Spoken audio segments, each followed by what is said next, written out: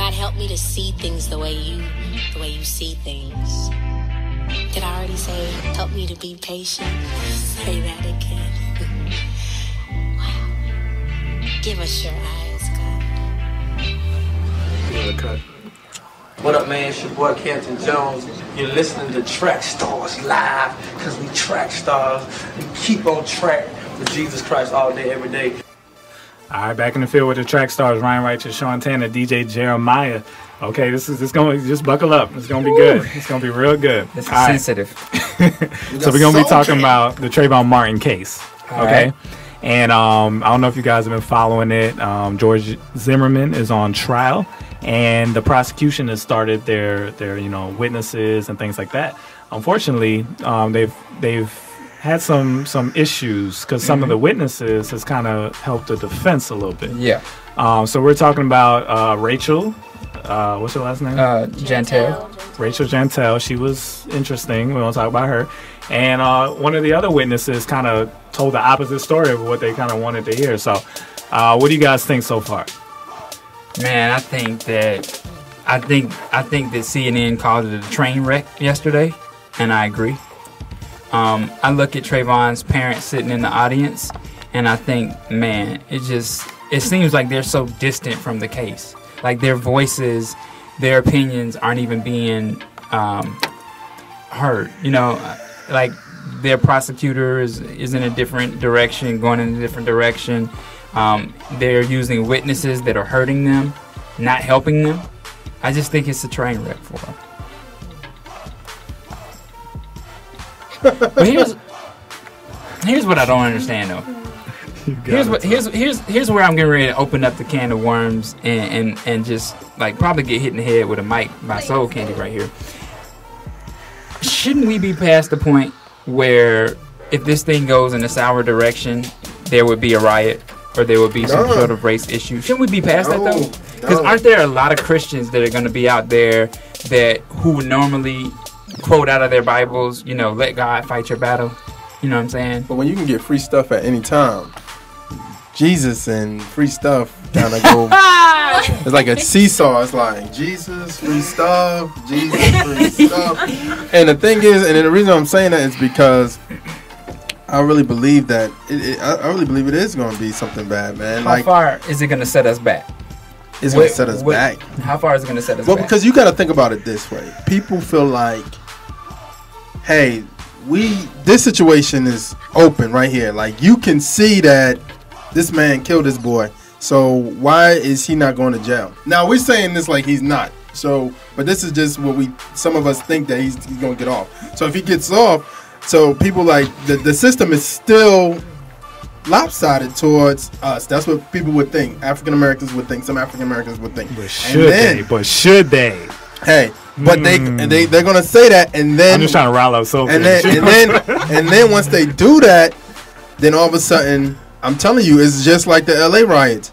People start hearing about, oh man, they burning down some cities, they taking stuff. Yo, let's go. And I think that's what it is. Here's the question: should George Zimmerman get off for this? Should he go walk out in the street? No, he shouldn't. Just because I feel like,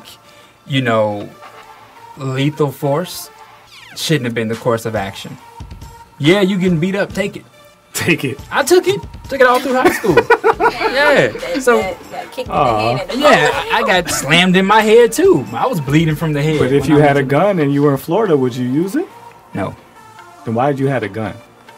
Why did you have the gun? He wanted to feel like he was big and bad, like he was part of the neighborhood watch. I feel bad for all them MMA classes just down the drain. You gonna waste all that. You wasted all that money. Can't get a 17-year-old off of you. Yeah, that's crazy. That's crazy. But what I think that if you're not aiming to kill somebody, there are other places that you can shoot them to slow them down. Yeah, I've heard that. Shoot them in the leg, whatever. But if somebody's trying to threaten your life, you're not trying to stop them from. You trying to kill them. Let me give you an example.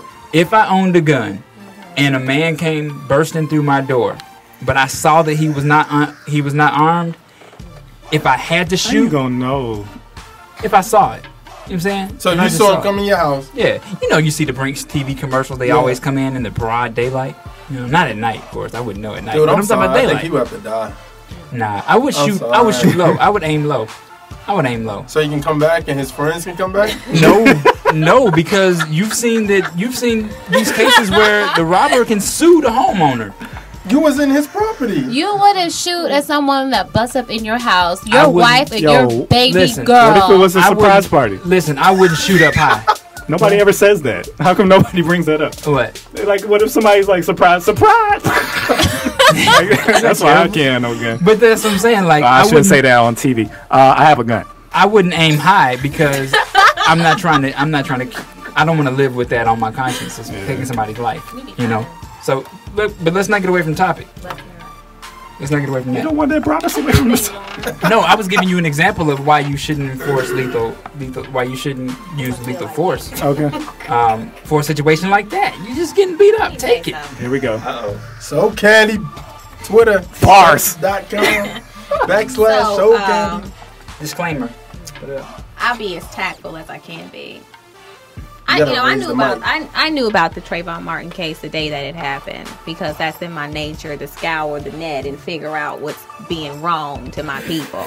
So I knew about Trayvon the day that it happened, and I was in an instant outrage. February 26, 2012. And it was my prayer that this would come into fruition and more of the masses would feel, something about this. I'm just gonna say it. I mean, I hope he goes to jail for life, forever, past that. I don't feel that the prosecution's case is hurt because in Florida the law is you have to call up all eyewitnesses. Yeah. Because if you don't call one, They'll the think you're hiding case somebody. will be automatically thrown out. So yesterday's testimony is here nor there. As far as what people saying that they saw, someone in a darker hoodie, then the guy yesterday said someone had on a red or a white jacket on the bottom. Red and white are two totally different colors on two totally opposite ends of the spectrum. Has anybody checked to see if this man is colorblind? Because how do you not... Ooh, I got something. How come nobody's bringing this up? It doesn't George Zimmerman live in that neighborhood? Ain't that why he the neighborhood watch? Mm-hmm. Yeah. Isn't there some, this is my neighbor, I don't want him to get in trouble going on? Forget race. Like they may know George. Well, I have a girlfriend who's very, very familiar with that area, and from what she told me, she said it's very racially divided. She said that it is a heavy population of African Americans. She said, but there is also a heavy population of whites, and she said they're kind of like, on the other side of the railroad track type of mentality. And so she said in Florida, where they're having the case where Trayvon was killed. Is it? I think it's Sanford. Yeah, Sanford is. Yeah, like that. and she said that she thinks that nobody wants to be the white person accusing another of like them of being the aggressor, the assaulter, or whatever the case may be. So I don't know. I've never been to Sanford, Florida, but that's what she's very familiar with that area. She's from Florida. And that's they don't want to be said. the what? She doesn't want to be, no one wants to be the person to... She says her belief is that they don't want to call out their fellow man. Like, yeah, you did it. Yeah, you was wrong. So let's just kind of... I don't know. That wasn't my word. But he's not white, though, so... He think he is. Because that's what he said on the doctor's application. The doctor read the application, and that's what it said. He said white. I was just thinking that too. I was like, what does the Hispanic population think about it? Because Zimmerman is really Hispanic, right? Yeah. No. He like half and half or something. Who cares what he is? The bottom line is this: is that the guy who said red and white, are you colorblind? Because red and white are two totally different colors. So that's whatever. And then number two, in a fight, there's always a winner and there's always a loser. And there is transfer of aggression. And so just because I slap Lauren and I attack her, that don't mean I'm gonna beat her up. She might do some harm to me. But if I started it, that doesn't give me the right to kill her or shoot her. I just need to get what I was after, take it, and go home. Period. George Zimmerman is a wannabe cop. He wanted to be on the police force. He was making all those calls, not because... And I'll say this. I do believe that George Zimmerman felt fearful of Trayvon. Fearful in the sense that Trayvon just represented that night his innate fear of all African American males. So it wasn't Trayvon that he was afraid of. It was what the black man represented, period. So that's where his fear came so from. what about his assertion that he worked at the YMCA, he worked with black youth? Oh, who cares? Trying to make I volunteer with the homeless all the time, but that don't mean I ain't gonna slap nobody. What does that have to? What does one have to do with the other? Okay. All right. So here's my belief. I think they charged him with the wrong thing. I think they should have charged him with manslaughter. With a hate crime and murder. They should have charged him with manslaughter. A hate crime and murder. I think that's what he's guilty of. I think it's going to be harder for them to prove murder because you got to prove a lot of intent within a span of about 10 minutes. What I think he's guilty of is not following the direction of the dispatcher, thinking he's a superhero. That's not against the law, so it's not. He's not guilty of that because that's not legally. But he didn't have to not follow him. The only thing they can accuse him of is he created the situation. Which he did. Which is manslaughter, to me. That means he's responsible for the death of a kid, but I don't think he murdered the kid. I think he murdered Trayvon. So, but unfortunately, that's cool. But I think that idea is going to get him off. But if they would have charged him with a manslaughter, they would have had a better shot. So if we talk about Rachel for a quick second, and everybody was talking about Rachel, and she was ignorant and ghetto, and she talked low, which she did talk low, and all this, that, and the third, making fun of her because she's this rough stone, and she's very unrefined, very not articulate, and things of that nature. But see, for me, Rachel are none of those things that people are accusing her to be, because you can trust Rachel. You can trust her testimony. You can see that when Rachel sits on the stand, that's Rachel outside of Trayvon. That's Rachel last week before the case happened. And that was Rachel the 25th of February before her friend was murdered. Okay, let me ask you a question, because I agree with some of that. Why did she lie so much before all that? You can understand. She lied about the not going to the funeral. She went to get her hair done because she didn't want to look at her friend's body. That's understandable. Then number two, she lied about her age because she knew she was of age and that she didn't need no adult consent. And she called her mom and said, "Tell this woman I don't want to talk to her." And her mom agreed that Rachel would give an interview. That's an understandable lie. She lied about not telling Trayvon's mom what really happened. But like, it was disrespectful and she didn't want to see his mother hurt and cry. Those are all reasons why you understand why somebody would lie. Here's what I gathered from Rachel. I could tell that this wasn't her first bout with that defendant, the defense lawyer. Mm-hmm. It looked to me like they didn't had it out several times before we got to see it. So I think by the time she got up there to talk, she was already done with him. She was done with him. So I think he did that on purpose beforehand. So by the time she got up there, she would be all unruly. I think that was the plan. But still, she should have composed herself. The problem is she don't want to be there. She don't care about it. She don't want to do nothing. She don't have nothing to do with this case. I don't think she doesn't care. See, you have to understand, Rachel comes from a totally different demographic. Where Rachel is from, you don't deal with the police and you don't deal with law enforcement. Like she said, the first 48 comment was incredibly true. If the police want you where I'm from, they'll come find you where I'm from. In Rachel's world, they're ignorant because where she's from, everybody thinks like her. So it doesn't make Rachel stupid, dumb, retarded, or any of those things. It's really just two different lives, two different worlds, and two different ways of thinking. What I thought was unfair, though, is that for some reason they expected her to be some sort of professional witness. She is just a girl that heard her friend died, right? So her emotions, her attitude should be taken as that's what her natural reaction to the situation is. She doesn't want to be there. She obviously did not want to have to testify, regardless of what anybody thinks. She looked like she didn't want to be up there. She did just lose her friend. You know what I mean? So I don't understand why people, every time after they showed a clip of her, they would get on there and say, "Oh, she should have done this better and that better." She's not a professional. She's just reacting naturally. You see what I'm saying? So that's what I thought was unfair. Let her be herself. It may not work for your case or whatever, but that's who she is. And then we're talking about a case that was, or a situation that happened February of 2012. So jogging your memory to remember what you said word from word or remember how it happened. I mean, I don't remember word from word all the details from my wedding, but that's a memorable moment. That was a memorable moment for her. I don't remember all the words, you know what I mean? I remember you dancing. Yeah. So, but I'm saying, like, it was a memorable moment for me, so I remember what I remember about that night. But word from word, so I think you have a lot of emotion in this. I think that they need to lay off her. I think the race baiting on Twitter needs to stop. You know, I just think you just take it for what she is. She's a. All right, real quick, let's go around. Is he going to jail or not? No. Jail or not? I pray for it. Jail or not? No. I don't think so. I don't think so either.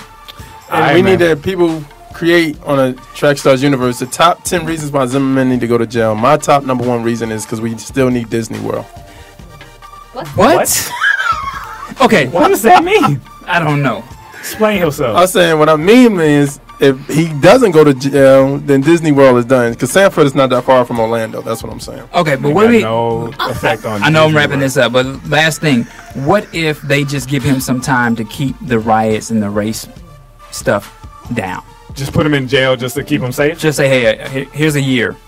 Deal with it. Year? Here's a year. Deal with it. For nothing? A year for Would you rather murdering see a him- 17-year-old boy? We're talking about That's if an he- insult. manslaughter. We're talking about if he gets off. Murder. He murdered Trayvon. Oh. America, don't listen to Sean.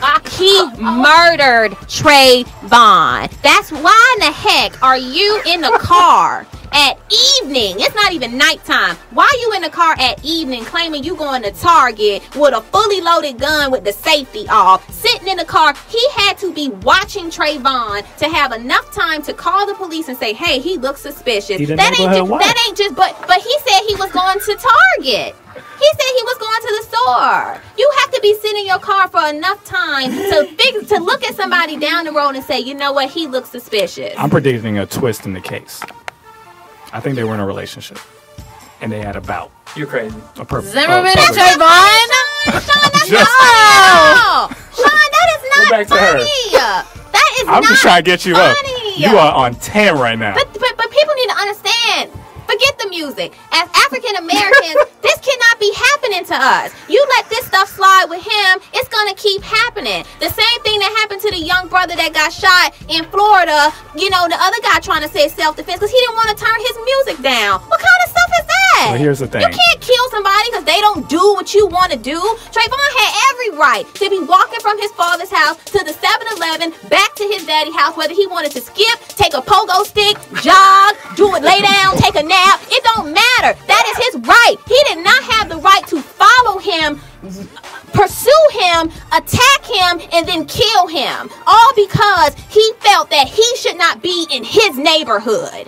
He don't have that. He does not have that right. He chose to murder Trayvon. He chose to murder him. The end of the story. The end of the story. Soul Candy. Soul Candy, a.k.a. Young Angela Davis. Can you imagine if Soul Candy was the foreman on the jury? They're like cracking up over there in the Can you imagine production that? booth. If she was the foreman on the jury? Guilty. Like, they would be in deliberation forever before she was like, I'm not going anywhere.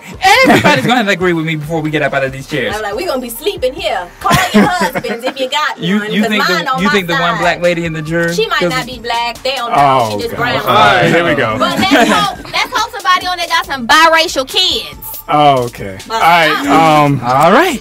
Yeah.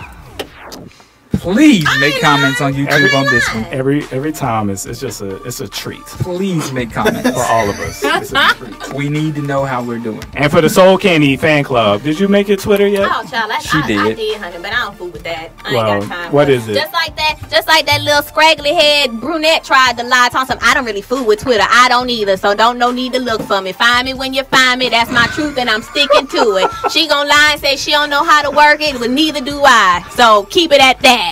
Who are you talking about? Go for Trayvon, whatever that little scraggly head. What was her name?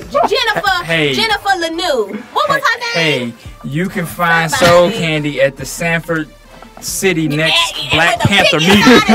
With a picket sign and an afro. You can find me there, because I will be there. Now, I ain't going to riot now. I can say that, Your Honor, I ain't rioting. But I will be a peaceful, I will be a peaceful protester. I will be a peaceful protester. All right, you in the field with the TRACKSTARZ. Ryan Righteous, Sean All Taylor, black DJ everything. Jeremiah. Let's go.